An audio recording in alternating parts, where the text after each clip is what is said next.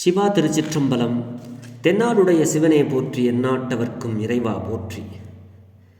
நமச்சிவாய வாழ்க, நாதன் தாள் வாழ்க. இமைப்பொழுதும் என் நெஞ்சில் நீங்காதான் தாழ் வாழ்க.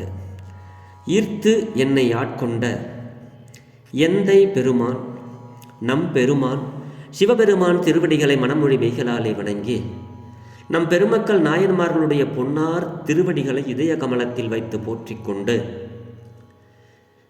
திருமுறை செந்நெறிக்குள் என்னை ஆற்றுப்படுத்திய அடியார் பெருமக்களது திருவடிகளை வணங்கிக் கொண்டு, எனது அருட்குருநாதர் திருமுறை கலாநிதி வே சுந்தரமூர்த்தி தேசிகரையாவுடைய திருவடிகளை நீர நினைந்து, பெரும்பற்ற புலியூரானை பேசாத நாளெல்லாம் பிறவாத நாளே என்ற அருட்சிந்தனையில் இன்றைய தினம் நாம் சிந்திக்க இருப்பது அருள் தரும் திருநாவுக்கரசு பெருமானார் திருவடி போற்றி. திருநாவுக்கரசு பெருமானார் திருவாய் மலர்ந்தருளிய தேவாரம் 4வது தமிழ் வேதத்தில் தில்லையில் அருளிய ஒரு பதிகத்தில், பொது திருப்பதிகம் என்று சொல்லக்கூடிய பதிகத்தில் 10வது பாடலை சிந்திப்பதற்கு இன்றைய தினம் நமக்கு இறைவன் திருவருள் அருளியிருக்கிறார். தெரிந்தளவில் இந்த பாடலை பாடி, இந்த பாட்டில் நமக்கு திருநாவுக்கரசு சுவாமிகள் என்ன அருளுரைகளை வழங்குகிறார் என்பதை நாம் சிந்திப்போமாக.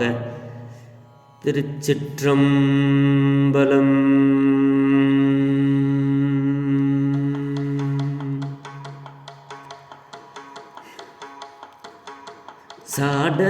சாடையெடுத்தது தக்கன் தன் வேள்வியில் சந்திரனை, சாடையெடுத்தது தக்கன் தன் வேள்வியில் சந்திரனை, வீடையெடுத்தது காலனை நாரணன் நான் முகனு,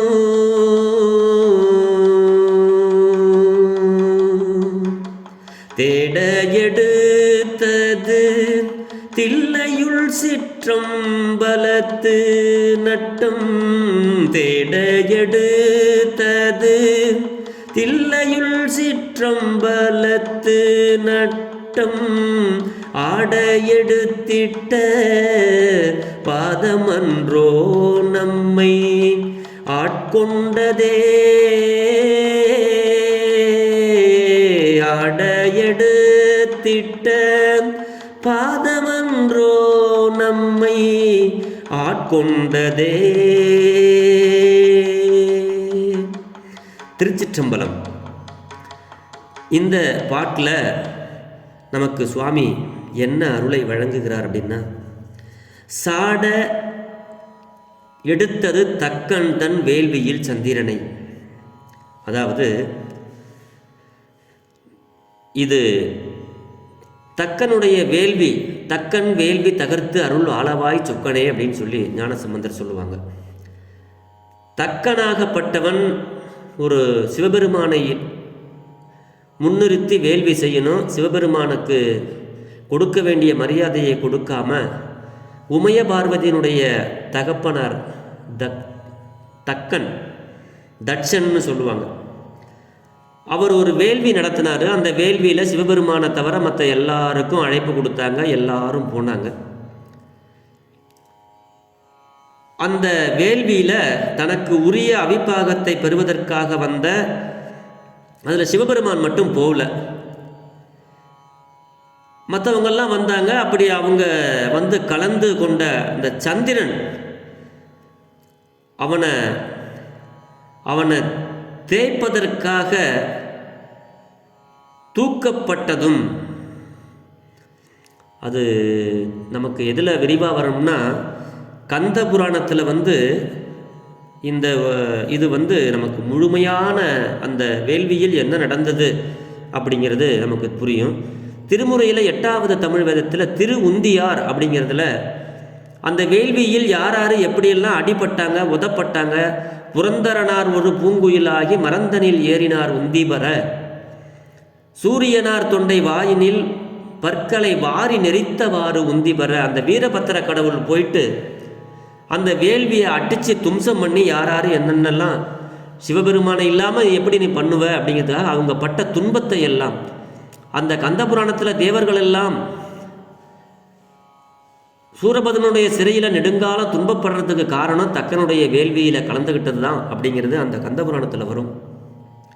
அப்படி தக்கன் நிகழ்த்திய வேள்விக்கு தனக்கு உரிய அந்த அவிப்பாகம் பெறுவதற்காக வந்த சந்திரன் தேய்ப்பதற்காக தூக்கப்பட்டதும் அந்த வரலாறும், கூற்றுவனை அழிப்பதற்கு உயர்த்தப்பட்டதும், இது நம்மளுடைய திருமுறையில் நிறைய காலனை காலால் உதைத்தல் பாடி உந்திபர அப்படின்னு சொல்லி நிறைய இடங்களில் திருமுறையில் வரும். அப்படி இந்த கூற்றுவனை அழிப்பதற்கு உயர்த்தப்பட்டதும், பெருமான் தன்னுடைய இந்த கால் எதுக்கு தூக்கப்பட்டது, எதுக்கு உயர்த்தப்பட்டது அப்படிங்கிறத அந்த பாதம் தூக்கிய திருவடி, பெருமானுடைய அழகை இந்த பாட்டில் சொல்கிறார். அந்த திருவடியை மட்டும் இதில் சொல்கிறார் 10வது பாட்டில். இந்த திருவடிக்கு எவ்வளோ பெருமை தெரியுமா? இந்த திருவடி தான் நம்மை ஆட்கொண்ட திருவடிங்கிறார். தக்கன் நிகழ்த்திய வேள்வியில் தனக்கு உரிய அவிப்பாகத்தை பெறுவதற்காக வந்த அந்த சந்திரனை தேய்ப்பதற்காக தூக்கப்பட்டது அந்த திருவடி.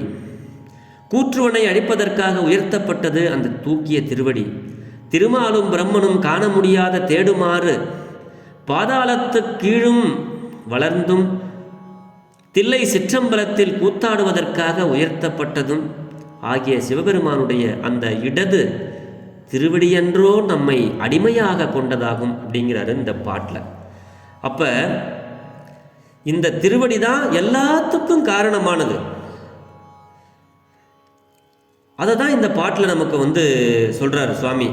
ஆட்கொள்ளாத பாதம் என்பது கருத்து அன்று, அது பாசம் வீடு குறித்தது, இது சிவப்பேறு குறித்தது.